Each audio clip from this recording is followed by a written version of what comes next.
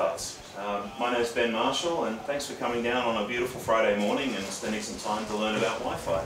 I'll introduce the guys from Ubiquiti in just a minute, but I wanted to say thanks very much for spending the time coming down to see with us. We run a training session every 2 weeks on a Friday morning, and there's a wide range of different topics. So check out the training website, you might find something else that interests you from week to week. My position with Radio Parts, I'm our resident geek and product expert, so any of the weird and wonderful bigger jobs, anything else that comes up, send it through to me anytime. My details are on our website. But I wanted to give you a very, very quick outline on Ubiquiti in a general sense as well, particularly with Radio Parts. They only started up in 2005, but they've made a huge impact on the Wi-Fi and networking world. They bring internet to remote communities, they run Wi-Fi links record distances, I think it's 304 kilometres, I think it's the current record set by a couple of Italians. So some really cool stuff that Ubiquiti does on that scale, but also Wi-Fi for homes, businesses, stadiums, universities, schools, everything else in between. So huge range of products. We won't obviously be able to cover it all today, but the job of trying to cover as much as possible, I'm going to hand over to Leighton and Scott. And Leighton will be doing most of the presenting, and Scott's sort of his backup dancer and support. He didn't wear his tutu or his sparkly dress for today, but I'm sure he'll help out the best he can. So, thank you very much, Ben. Without further ado, Thank you, Ben. So yeah, as Ben just said, my name's Leighton. I'm here on behalf of Radio Parts just to go over the Ubiquiti UniFi product range and the software to give you guys a bit of a rundown on how it all works and what it is. So, at its basics, the UniFi platform is a software-defined networking platform, which means that unlike typical network designs where you would have a separate router, a separate access point, a separate switch, and have to configure them all independently, manage them and maintain them all independently, you have the ability to have a single platform or a single pane of glass to control and maintain that entire network portfolio. And as you can see here, on this picture, this is just a basic design where you've got the access points, your switch, your USG or your gateway router, then connected to the cloud. And the beauty of the software, the beauty of it being a software, it means that it has lots of different applications. So you can put it on a PC, you can put it on a server, you can run it on the dedicated hardware that they have. You can even configure it. They even have Apple, iOS, and Android configuration tools as well on the phone. So very, very easy and very simple and very makes it very easy to configure. So By having that access there with the phone, it means that you don't necessarily have to have or carry around a laptop or anything with you when going out and doing installations. Obviously, there are certain parameters that you need to have when doing the configuration from the phone, such as you do need to have the ability to get an IP address for the device.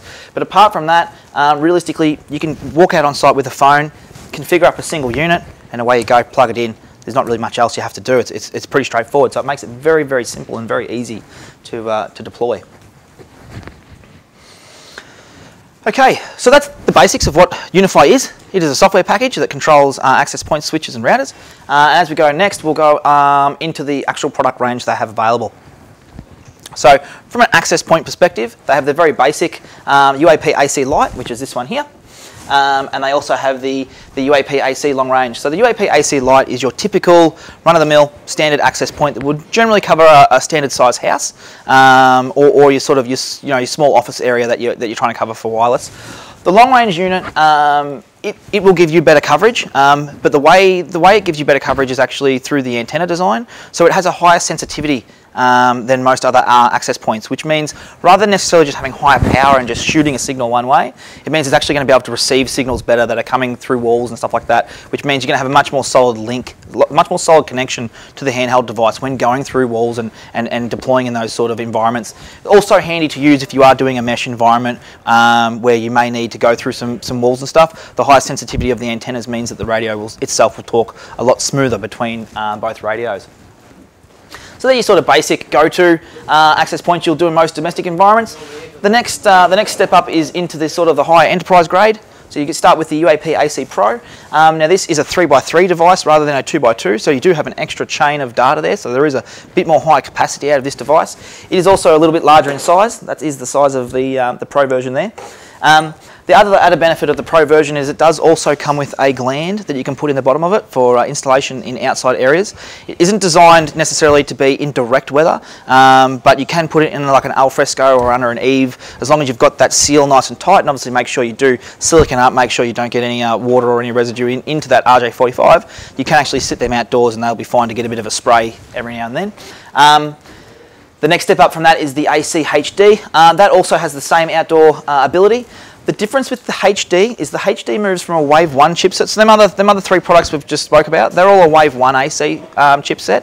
This now moves into the Wave 2 chipset. So the Wave 2 chipset realistically doesn't give you any added capacity to the client per se. What it does, it gives you more capacity at the access point level. So the Wave 2 functionality means that if it's talking to Wave 2 devices, it can talk to multiple devices at one time. So rather than talking, waiting, talking, waiting, talking, it will talk to 2 or 3 or 4 different devices at the one time, which obviously lowers latency in a dense environment, but also gives the overall capacity that everyone's receiving is a lot better.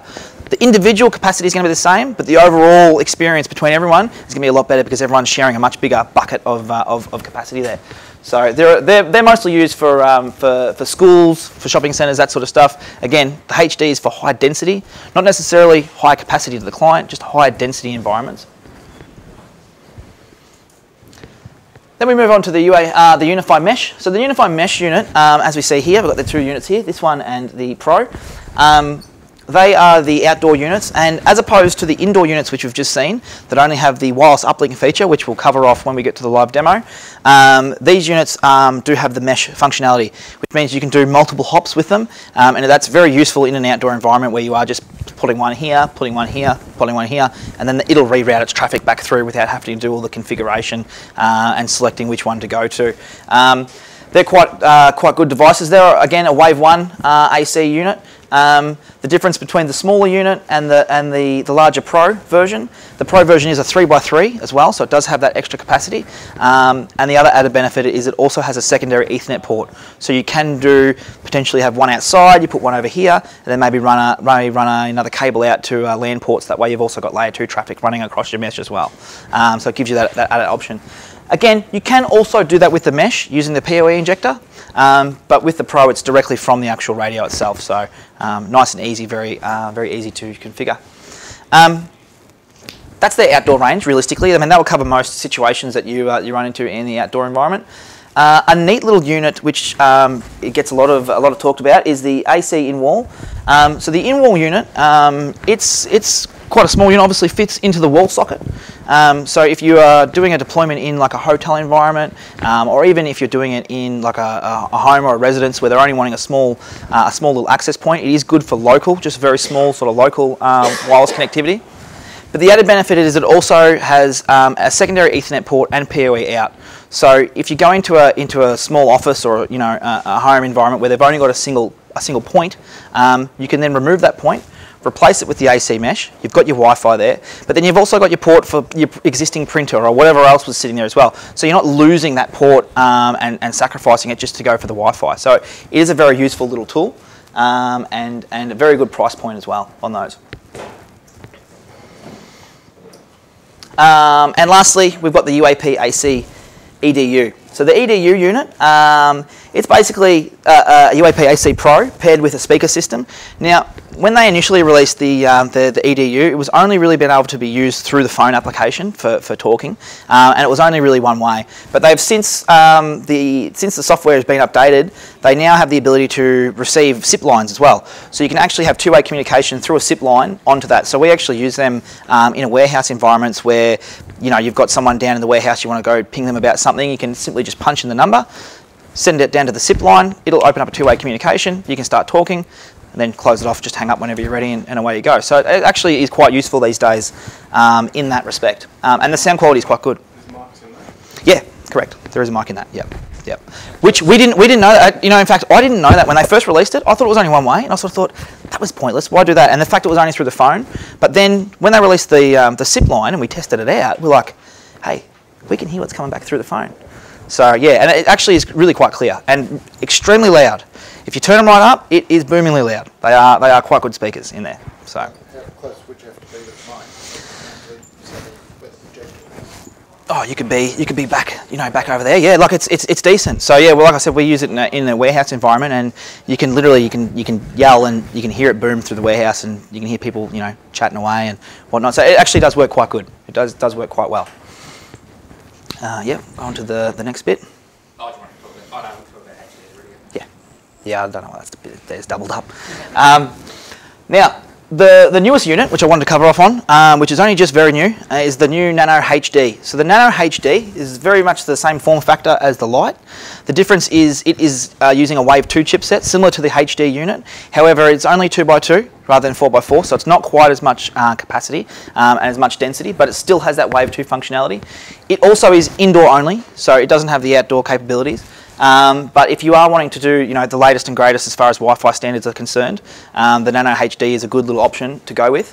And also with Ubiquiti, if we continue on, you'll notice they also decide to make it look pretty spiffy as well. They've got different skins that you can buy for the Ubiquiti Nano HD devices, depending on the situations. And obviously, not everyone's going to want to do it, but it's a little cool thing they've got there. So, the most ones that are typical are the black and the concrete. But yeah, they do have other skins as well that you can use with those. So. Just one question. Yep. How much are they more than an LR? Yes, the Nano HDs are more. So there is a premium on the Nanos. So they are. I think they're around the same price, if not more than a Pro. I think off the top of my head. But they're around that sort of area. So there is a premium on those because they use the Wave 2 chipset. So they're not a low cost unit. Yeah, so the next thing that we'll cover off on is the cloud key. So Ubiquiti, obviously with their software, you can install it onto a PC, you can have it on your phone. They also have their own dedicated hardware, which they call their cloud key. The UniFi cloud key fundamentally, it's just down there, you can see it, but it's just a small little smartphone computer that has the software embedded on there, and that connects to the network, and it's just a dedicated controller rather than having something on someone else's PC or on your phone. So it's good use if you're going to be using like a guest portal services and stuff like that and you want something running all the time. They do also, and have just released the new UniFi Cloud Key Gen 2, which now has its own removable hard drive, so a little bit more robust as far as being able to have the controller and stuff on there. And they are also bringing in the advantage of being able to run the UniFi video software on there as well. But we'll get to that. But that's basically the cloud key. Now, under the UniFi platform, they also have the gateway routers and switches. So these are the gateway routers, or the UniFi security gateways. Now these are just basically they're fundamentally just a home gateway router with some built-in firewall protection as well as hybrid VPN connectivity. So if you're doing multiple site and you want to have the same sort of the same WAN going across the multiple sites, you can link the UniFi security gateways together a lot easier than doing a normal VPN. Obviously, you can always still do the normal method of doing it, but the UniFi Security Gateway makes that quite easy. In most scenarios, I would say the UniFi Security Gateway, if you were going to install it in a home environment, would really only be doing DHCP. So it's probably not that necessary. It just depends on the levels of security you choose to put in when you do the installation. And obviously there is a rack mount version as well with multiple ports, and they will accept multi-WAN. So you can have multi-WAN coming into the UniFi Security Gateway if you do have more than one WAN connection coming in. Yep. You can bond them, yep. Deep packet inspection. DPI, yeah, they do DPI, deep packet inspection. So I mean, DPI really is only going to be used in environments like hotel environments or guest access environments where you're wanting to really know what sort of data, what sort of information your clients are using.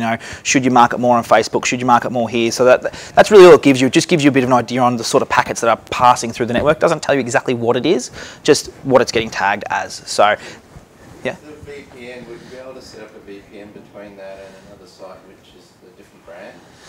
You could. At that point, it's just a normal VPN, really. The idea with the UniFi is that if you have multiple UniFi sites, you can link them up very, very quickly and easily because it's got its own protocol that just bang away it goes. So, look, again, you can still do it, but it's probably going to be a little bit more tricky, and you have to jump into the CLI of the actual security gateway to do that. If you're going to do that, I would say probably go with the EdgeMax range and just use a standard router to do your VPN. Yeah, it would be just as simple. So does it support RPC? I believe so. Yeah, the security gateway. Yeah, I believe they do. Yeah. Pretty sure they do. Yeah. I'm pretty sure they do. Yeah. So UniFi also have their own layer 2 switches as well. So they are a layer 2 switch as opposed to a layer 3 switch. So just do keep that in mind. Most of the layer 3 functionality from the UniFi platform is all done from the security gateway, if you are doing it that way, or from a third-party router.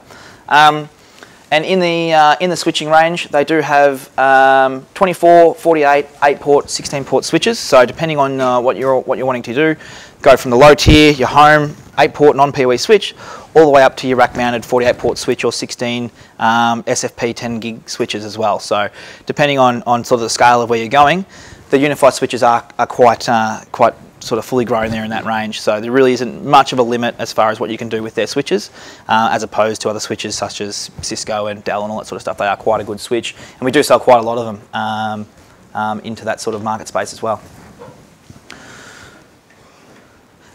Just a really quick touch on the UniFi video software. So didn't want to really go into this too much, but given the fact that soon the UniFi video software and the UniFi access points are going to be relatively similar as far as configuration and stuff is concerned, if you are out there doing, Is that UniFi Protect? What's that? UniFi Protect. Oh, I was just reading it's in beta. Is that what they're morphing into? Or there's an app in the App Store already for it? And I was like, oh, what's this? Not too sure. I don't keep up with all the stuff that Ubiquiti have at the back. They have heaps of R&D stuff that they're running, all sorts of different programs. The only one I know that they're doing at the moment is the UMS, which is their the Ubiquiti management system for all their outdoor AirMax stuff. And I believe they're going to try and bring UniFi into that as well, have it as an extension. But I know that they're working on trying to bring everything together. Exactly what it's called and how they're doing it.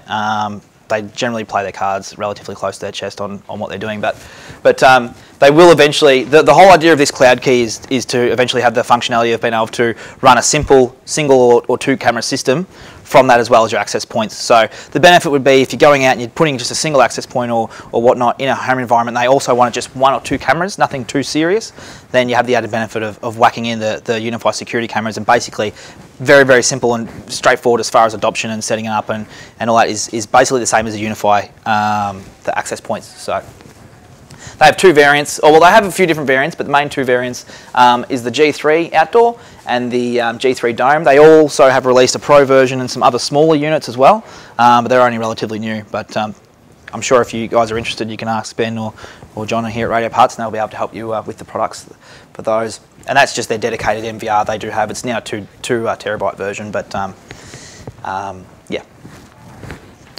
Okay, so realistically, we've covered off on most of the product range that Ubiquiti has for as far as our UniFi stuff is concerned.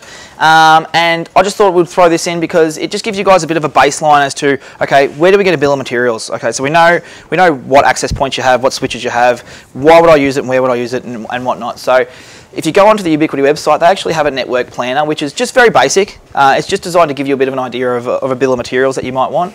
So you can put in there some different information as far as access points, the kind of area you're trying to cover, how much watts you're going to be trying to pull out of the switches. Then once you hit calculate, it'll throw you across and give you basically a pretty quick rundown on a bill of materials. Again, whether you require all that or not is up to you, up to how you design your network, but it's just a quick and easy tool to give you a bit of an idea or a bit of a baseline on where to go. There also is, I do recommend you guys go on to the Ubiquiti YouTube channel and cover off on those. They have quite a lot of videos, basic videos, as well as very in-depth videos as well about VLANing and VPNing and all that sort of stuff as well. So I do definitely recommend do that if you are interested in that higher level of information. Ubiquiti, as far as a company is concerned, typically when they first come out, they basically said, hey, we've got a great product, now you figure out how to use it properly, right? And so because they've done that, it was very community-based, which means that a lot of people in their community have been with them from the very beginning and know their products inside out and do a lot of tutorial videos on how to use them correctly and how to do their functionality. So Ubiquiti does rely very heavily on its community base to look after all their information, but the information that you get out of them is really, really good. And they post all that sort of stuff on their own YouTube channel if you're interested. I'll give one quick plug to a fantastic little short video series run by Queenslander, who did a Ubiquiti Wi-Fi system for a small restaurant. Do you want me to reset this one? Do you want me to reset this one? Wi-Fi ones, and a switch and a security gateway and all that sort of stuff. And he started you out from handheld video, talking to the owner, who's a mate of his, to the software setup, to the hardware setup, and where they ran the cables and what they replaced and everything else. And it's all in very Queensland English very simple, very plain, very easy, and I can say that as a Queenslander. He does a really good job of sort of taking you step by step through the whole thing, and I think it's a 4-part series, about half an hour to 40 minutes per episode. It's well worth watching if you want to get an idea on how all this stuff goes together. So, I will send you a link to it. It's probably the easiest way, but it's one of them. I'm trying to remember the guy's name. I think it's Terry is the Queenslander that did it, but Ubiquiti promoted it through their YouTube channel. It's on their Twitter account and a whole heap of other places too. But we'll link it when we do the training, our training video for here, as well as training notes and anything else we put up. So. Okay. So basically, when you'll first install whether you install the software yourself onto a PC or whether you use the cloud key. If you install the software on the PC directly, obviously you'll just open it up through the application. If you do decide to use the cloud key, you will need to actually navigate yourself to the IP address of that cloud key. So it does have a default IP. So once you navigate to that, you may see a certificate error come up and say that it's not secure. Just simply click past that. It's just because obviously they haven't registered their certificate with the right people, or it's just pointless. So once you've got into that point and you actually open up the controller, this is pretty much the first part of the page you'll see. So this will step you through setting it up, setting up the basic settings, and those settings will then be transferred to whatever you adopt in initially. So once you configure these, that'll be the default. As soon as you add anything in, that's what it will whack on there as default. So it's very, very simple and easy if you're just trying to do a quick deployment. So the first thing you'll do is select your country code. Now the reason why you want to select your country code is because that does help as far as regulations are concerned for power outputage and stuff like that. It's up to you, but I would always recommend selecting the correct country code. And as you can see, there's also a point here where you can restore from a previous backup. Now we will talk about backups when we get into the controller, but just know that they do have a point there as well if you do want to restore from a backup version. But if we go next. So when you're first setting this up, if there's anything sitting on that same layer 2 network, so if you've got the cloud key plugged in, the USG plugged in, maybe an access point or two plugged in, and you've navigated your way to the actual cloud key, anything that's sitting on that layer 2 network that isn't adopted, it'll come up and say, hey, do you want to adopt this? So you then have the option to adopt multiple devices at the one time into the one controller, or specifically only a certain few devices if you want to leave other ones off there and do them separately. So in this case, we'll go ahead and adopt what we've got sitting there. The next step is going to ask you to configure the Wi-Fi SSID settings and the password. Again, this is going to be a default SSID, so whatever you select for this, as soon as the devices adopt, that's what they're going to throw on there straight away. So if you want to set this up as the password of whatever the previous Telstra router or whatever it was, you can do that. It'll just throw it straight on there and away you go.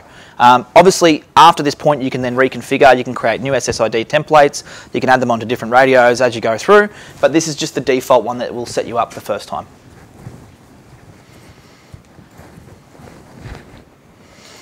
The next step is the controller access setup. So this is actually setting up the controller itself. So every controller itself is independent of every other controller when you set it up. So if you adopt devices to a specific controller, go out on site, install a new controller, and then try to control or configure the devices that you've done from a previous one with the new controller, it won't work. You'll have to reset them. And it's very important to make sure that you remember what your controller settings or your controller information is as far as your admin name and your password. Because if you lose it, you start again. There is no forgot my password button that you can press and Ubiquiti email you. It is you set it up and you have to remember it. So do keep that in mind to maybe make sure you write it down or you use some sort of method where you won't forget, because unfortunately it's a one-time deal. If you set it all up and you forget your password, you'll have to reset your devices and start from scratch. And the password itself actually has to pass as good too. So they won't let you just put any old password in there. They make it at least reasonably difficult. So if you put a smaller password in, it might say so-so. You've got to hit next. It won't let you go anywhere. You've actually got to put a longer password and have it come up and say good or great. It has to go green. So this software is actually hosted somewhere in the cloud or No. something, or is it local? It's local. So Ubiquiti themselves don't host any software themselves. It's all local based. It's all free software. You download it. So like I said, you either download it to your own PC, or you can use, in this case, we're using a cloud key, a dedicated controller, or you can use the phone app if you want to download it onto your phone. But basically, it's all local based. The controller itself is all local based. When we touch on the cloud stuff, I'll explain how that works. But basically, it's just a portal.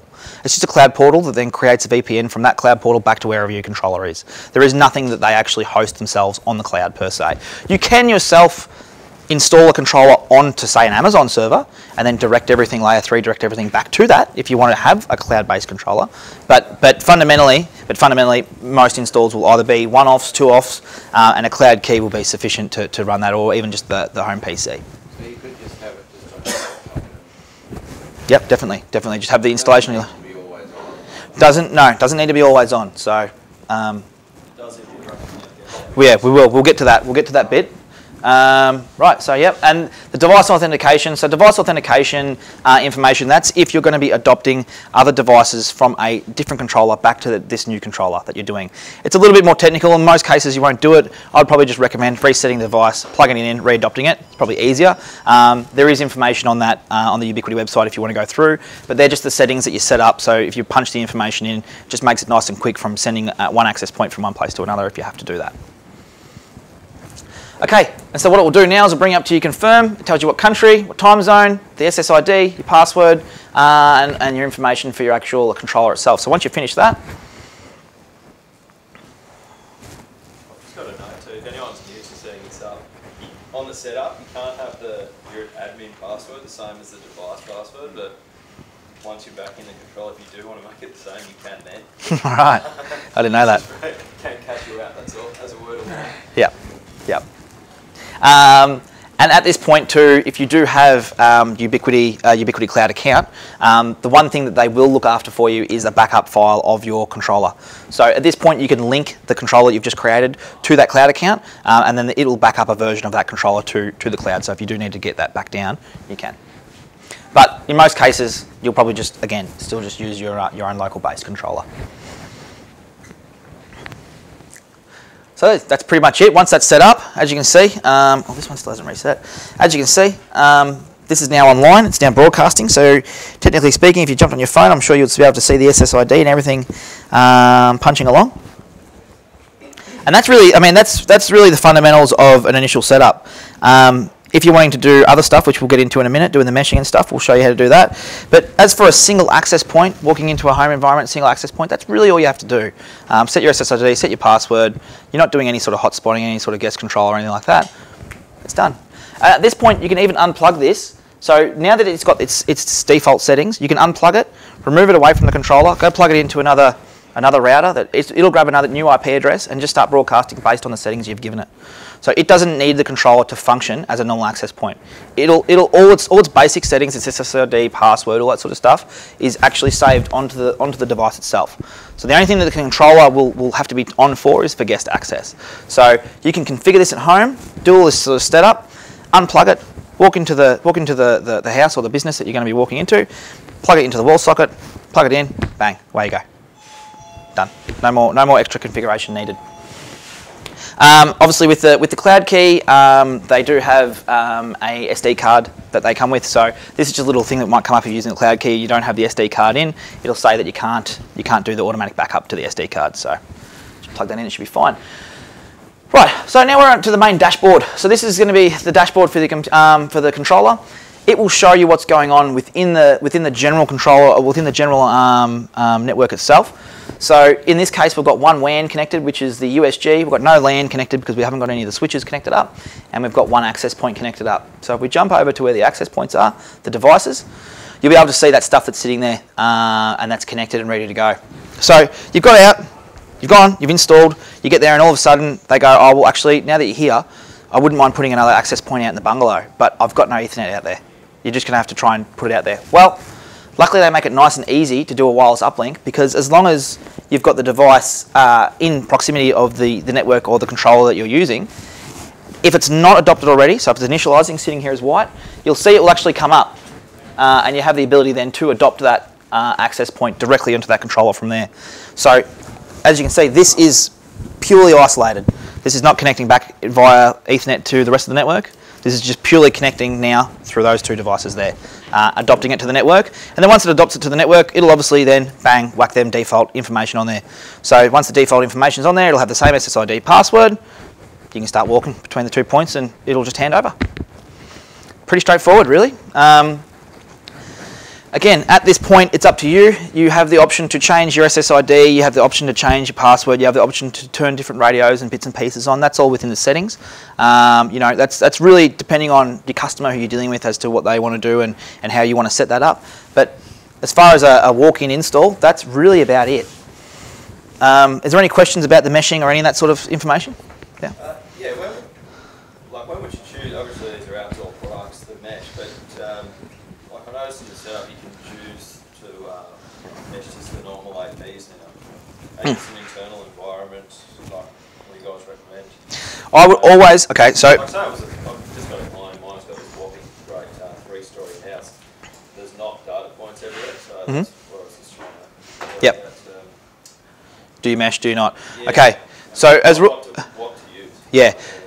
What to use? So in that environment, I would still say use the standard access points to connect it up through a wireless uplink rather than the mesh. The mesh itself. So the difference. Okay. So the difference between a mesh and an uplink, and I do know that they are doing like basically making them so they mesh. But as far as I understand at the moment, they still are classed as separately as far as a mesh and an uplink. So the difference is with a wireless uplink, you can have one device that can have 4 devices hanging off it, 1 hop deep. Right, so that means you can have 4 separate devices all going back to this one. The difference is with a mesh you can have 1 hop here, going to this device, and then another device here connected back to this one without having to talk to this.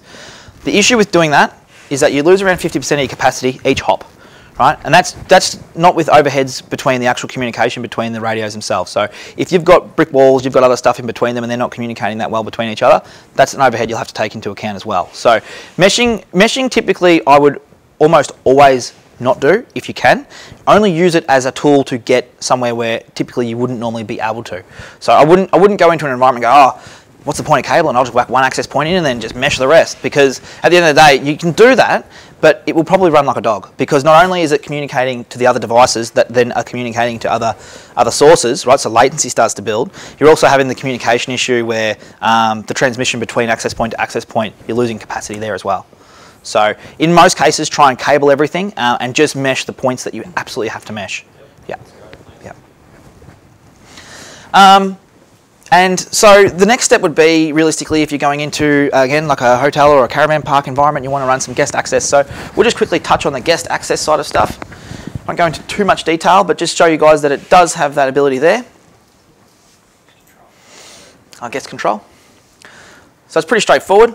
Just enable guest control.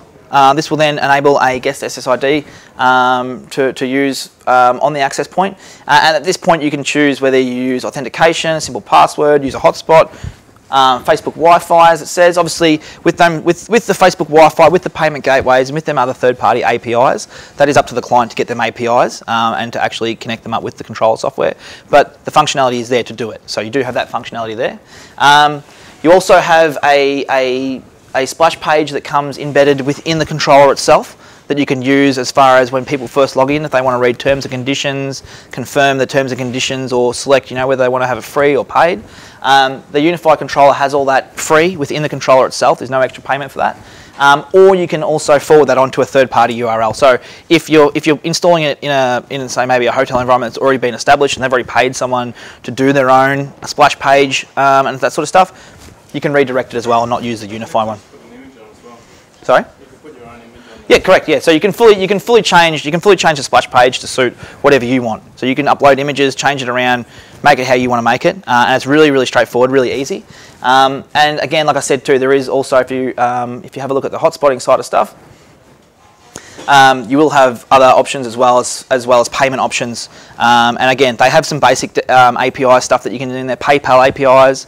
I think there was one Merchant Warrior for Australia as well, where you can do payment stuff like that. The options are there. You don't have to use them, but it's good to know that the options are there and it's completely free. It's already in the software. There's no extra ongoing fee for doing that, except for obviously the fees themselves that the other companies charge. And again, very granular, so you can select what information they have to provide. As you can see, tick boxes there. Do you want to name the first name, last name? Do they need to give their address?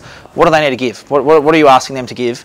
And it's very granular and very easy to change and modify if you need to. So one thing to note with the controller, however, with the guest access, is the controller will need to be running.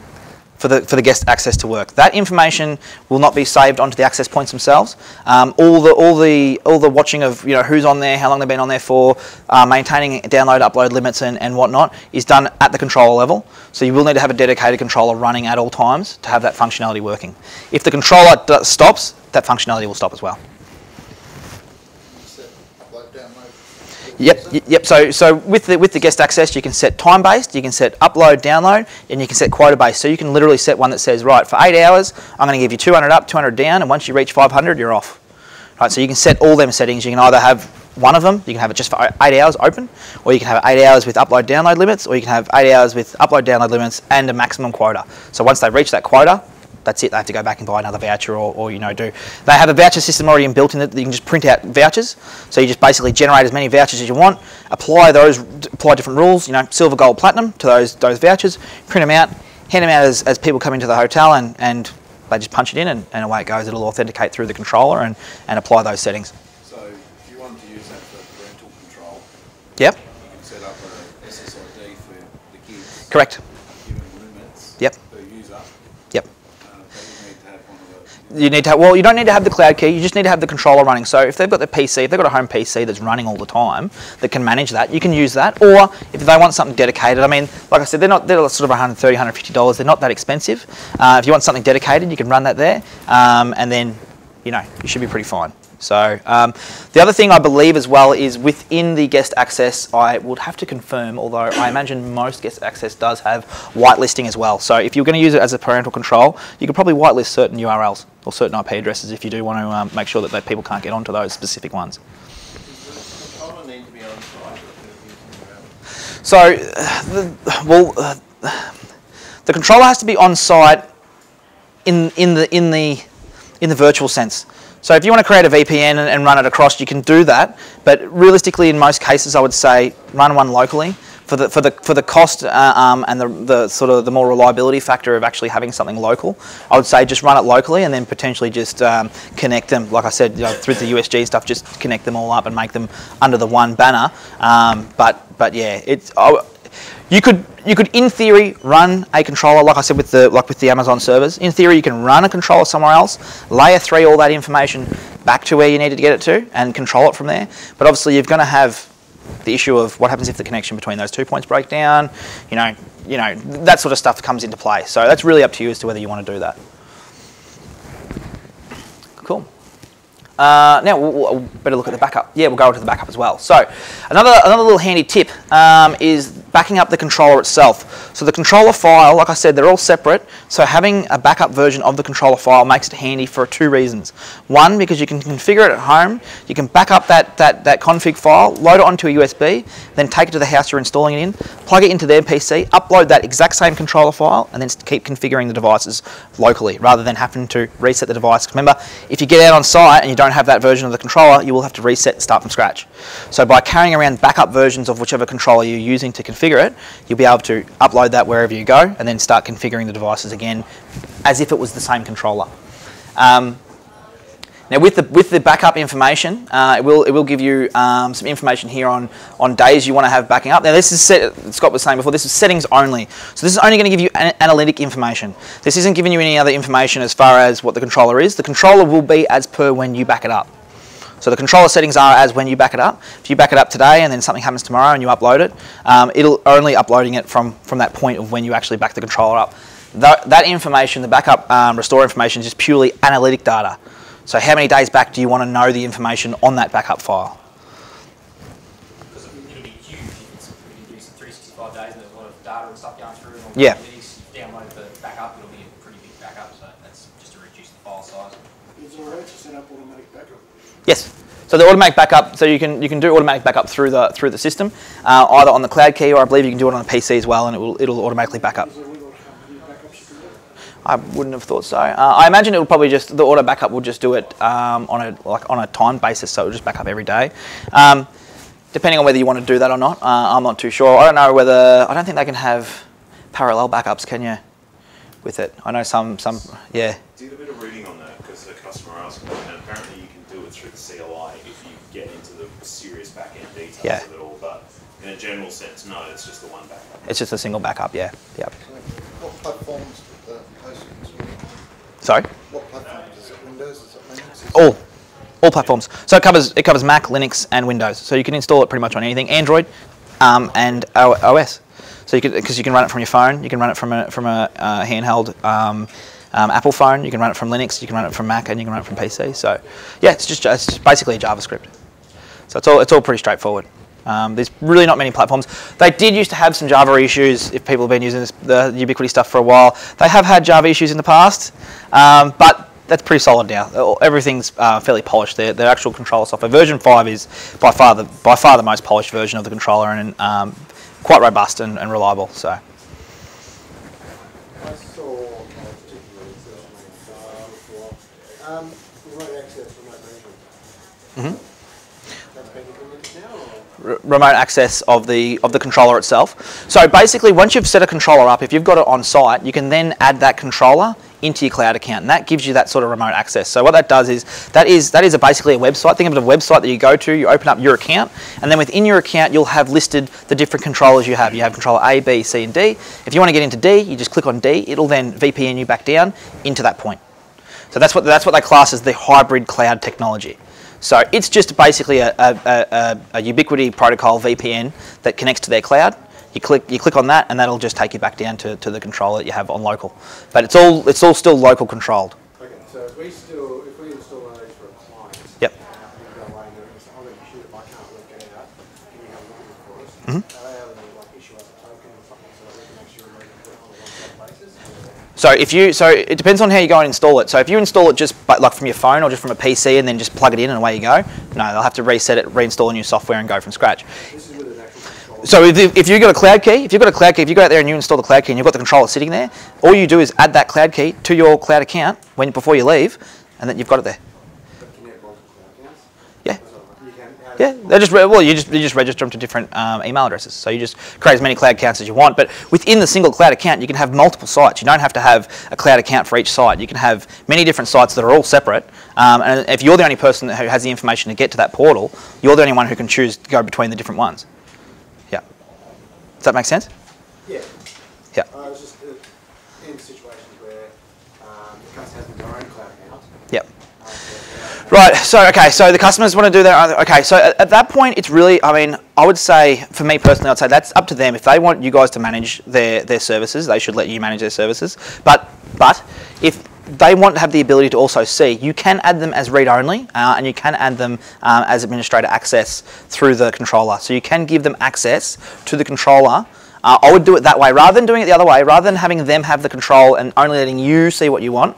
I would install it, put that cloud account, put that controller on your cloud account, then authorize them for read-only or for administrative access that they can then get to that controller from that point. Why not give Yep. one full access and then you get administrator access? So on the other case, Again, it's up to you as to how you want to do it. Me personally, as far as running a business, I would try and take as much responsibility away from the client as possible, because obviously then if they stuff something up and they're calling you all the time and they keep stuffing it up, you don't want them to do that. I would look after it and then give them access. That way, if they do keep stuffing it up, you can go, look guys, every 2 weeks you keep messing with this stuff, I'm just going to drop you back to read only, and then if you guys want to look at stuff, you can see analytics, you can see who's connected, and we'll see if that fixes the problem. So that's how I would do it. Again, that's a personal preference. If you want to have them to have the access and then them add you as an administrator, that's fine. You can do it both ways. It works both ways. So you only register one cloud key or one controller with one cloud account? No.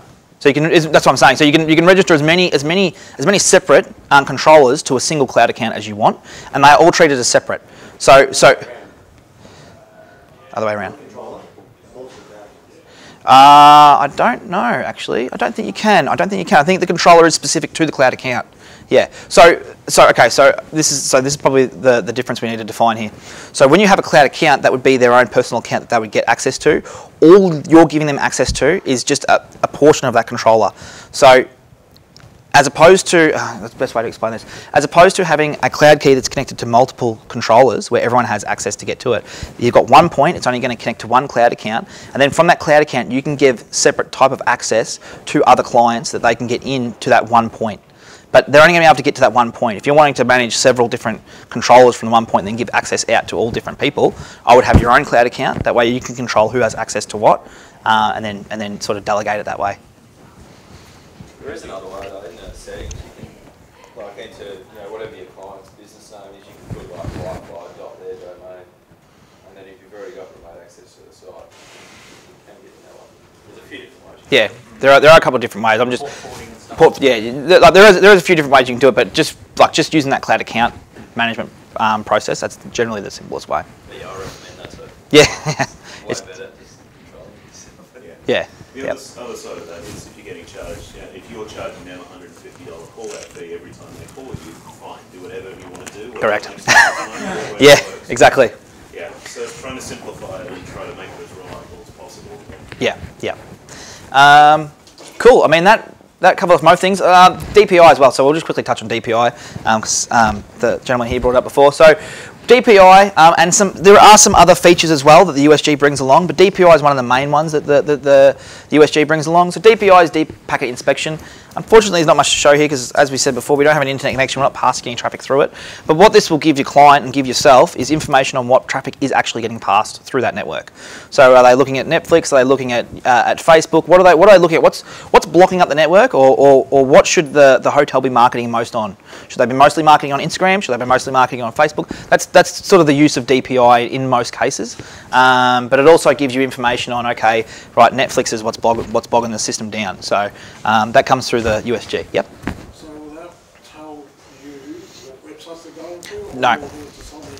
It'll just tell them what kind of traffic is going through. It won't tell them, obviously that sort of stuff is all restricted. It's just simply giving you information on what kind of packets are passing through. And that's really, I mean, that's DPI realistically. That's its main function. Again, the USG does do other functionalities, load balancing, multi-WAN, all that sort of stuff, but it's, in most cases, I would say it's not needed in a home environment. You've already got a Telstra router, it's already doing DHCP, that's really all you're doing. I mean, from a home router, you can configure most VPN firewall settings, port blocking, and all that sort of stuff anyway. So, in my mind, the USG only really comes into play in an SMB market. So you're only really going to use it to small and medium business, or if you're linking multiple sites together. Yeah. Yeah, well, if DPI, if you want to see what the kids are looking at, yes, you can get a general idea on what they're looking at. Not exactly, but a general idea, yeah. Is there any other questions? Yeah, so it is gateway router, yep, correct. Is that it for everybody? Got any other specific questions or general things? Yeah. I've seen on a YouTube video there was some software that would basically you could plan out, you draw out a map of the building, and you said if I put the AP here, it would basically cover this. You say that's a plaster wall, brick wall, yep. And things like that. Definitely, yeah, definitely. So there are tools out there. They're generally paid tools, and what they're normally they're normally a third party. And what will happen is the manufacturers will then give them the information of their equipment and upload that into there. So I don't know the names of them exactly, but there are a couple out there that you can purchase and then upload different product vendors in there, and then build buildings and lay it all out, and it'll do all of itself. I know that Ubiquiti personally have been doing their own heat mapping designs within their point-to-point stuff. I imagine they will take that information and move it onto the UniFi controller, but again, I don't know 100% when that will be. As for the moment, the UniFi controller and the UniFi software tools does not have its own heat mapping program. It's still a third-party thing that you would have to get. Okay. What about software on your phone? So if I hypothetically laying out in the house or the building, whatever, I drop the access point here and I walk around the building and I see the signal strength and speeds. You got software for that? Well, you can use it. So you can use the UniFi control software on the phone. We'll tell you that information. So if you're using the UniFi control software on the phone, you'll be able to see that. But otherwise, you can just get that information from your Wi-Fi settings. You just open up the Wi-Fi settings. Yeah, you just open up your Wi-Fi settings. That'll give you your RSSIs, your neg signal, dB readings and stuff like that, and you can get that information just from your device itself. Yep. So yeah, it doesn't come up as a heat map like an Echo or one No. of those sort of devices will be, but when you're in the actual, like you look at your client listings on here, so if I connect it up to their Wi-Fi system, Ben's iPhone comes up on there, and then I can look at how strong the signal is, how many packets I've used, and everything else like that from the internal software, just from the if this is connected to it, history and configuration under there, and it show you the signal strength and so on, but it's not sort of laid out as if a red zone or a white zone or a green zone. They don't have any heat mapping. Not yet. But look, like I said, they're doing it with their point-to-point stuff, so I wouldn't imagine it would be too far off. Obviously, I just want to make sure they implement it correctly, because heat mapping is is quite a difficult thing. There are a lot of factors, multipathing and stuff that comes into it, so it's not a straightforward thing to do. But typically speaking, if you're going to do a site survey, the way I would do it is if you've got your controller on site, you've got your mobile phone connected to the rest of the network, right, jump into the controller on your phone, open up your Wi-Fi settings to see what signals you're receiving, and then just simply look at what the access point's receiving, cross-reference that with what you're getting, and then you'll be able to work out your RSSIs and where your limitations and stuff are. So. Yeah, and one thing Scott's just showing off here too is there is the ability to upload your own map, as it were, inside there, but it's more a location-based thing. So correct. If you've got a floor and you've got 15 access points across it, you can label them all separately and run them all through. Yeah. It's sort of projected where the signal will go. Yeah, but it doesn't. Yeah, but it doesn't know anything about what the wall strengths are or anything No. else like that. It just gives a generalised, hey, this should cover this roughly this area. But true heat mapping software is yeah, like Echo Hound stuff can be expensive. So. Yeah, and like I said, in most situations, you're not going to need Echo How unless you're walking into a 50-story hotel that you're trying to make sure the Wi-Fi works for every single person. In a general home environment, Wi-Fi connectivity is going to be fine from any of these access points. Will be fine. It'll be more than sufficient. So it just depends. Going out there, doing your own testing, and like I said, if you really want to know the ins and outs of cross-referencing it, the basic tool that you have from day dot is the controller itself, and then the information of what you're receiving on your phone. So. Can you tell us a little bit about how the handover works between two UniFi access points versus one of those and, say, a home gateway? Telstra, you mentioned a couple of times. Yep. Gateway. So no real difference. No difference. No real difference. So handover is in these sort of products. Handover is done from the device level. So the device itself is choosing which device, which access point it's wanting to connect to, based on whether it's the SSID and password rules, depending on what its received signal is, and what it's getting from the other access points. So, as far as an actual handover, we talked about RSSI cutoffs and stuff a little bit earlier. I believe that they are putting, or they have put RSSI cutoffs, or they're going to be putting RSSI cutoffs in there. And RSSI cutoffs are basically your received signal indicator cutoffs. So once you reach, say, -70, the access point will then boot you off, right? So once the access point boots you off, the phone then goes, hey, I've been booted off. I better look for somewhere else, and it will connect. But the access point doesn't tell the phone where to go. That kind of stuff you're only going to get in your Meraki Aruba $70,000 deployments, where you've got an actual hardware controller that's sitting in a rack that manages where the devices are going and what. Typical handover is all done from a device level. You can obviously run into issues with RSSI. That's why RSSI kickoff is such a good feature, because what happens is if you do put an access point here and then you put another one over there, if the phone is still getting signal from this one, it has no reason to jump to the next one. Right, so that all comes down to your power settings. So in the access points itself, you can turn your power settings to high, medium, low. I would, generally speaking, in most environments, run it medium. No real reason to ever run it high, because it's going to give you a false sense of network. You're going to go, well, I've got full bars on here, but your phone isn't really getting much access back to the access point itself. So the actual throughput's not going to be that great, and it's going to be flaky. So I'll generally run it down to medium most of the times. If you can, run it low, and then just basically work out your cell sizes again, using the tool of what sort of receive signal you're getting on the access point, what's the receive signal you're getting on your phone, and then just cross-reference that, and then just map it out. So there are ways to do it. Obviously, that sort of stuff takes time. There are tools out there that you can purchase that will do heat mapping and will do all that sort of stuff for you and take the guesswork out. But unless you're willing to spend upwards of up to $5,000 to $15,000 on that sort of equipment, there's probably no point. There's a real basic app called Wi-Fi Mesh, which is a good app. Which Yep. It's not going to do your heat mapping, but maybe in the future they might add a few nice features to it. Yeah, yeah.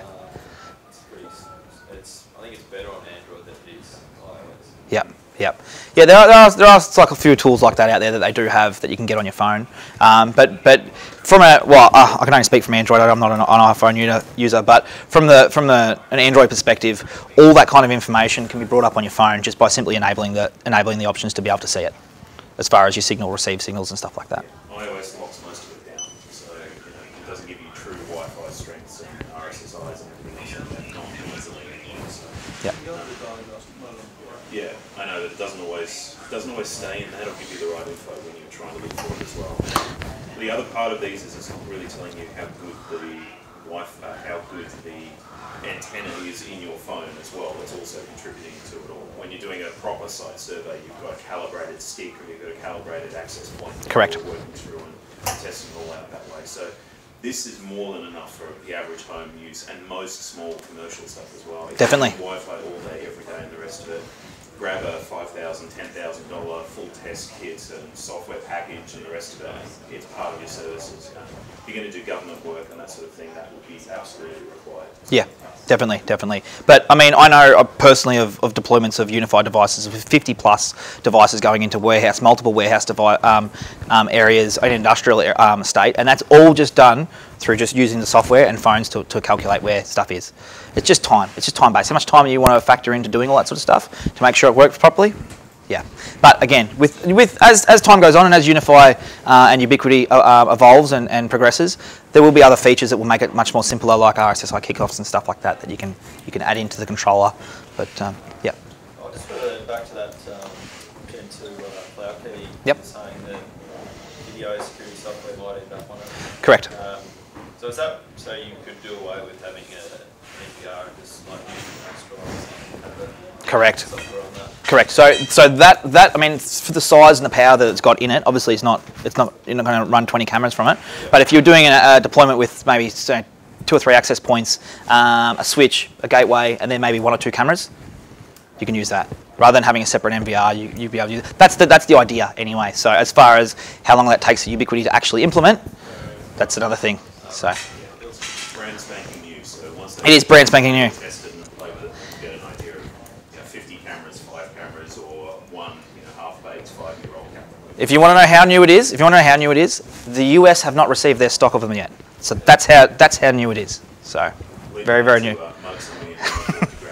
I did. I told you not to tell them about that.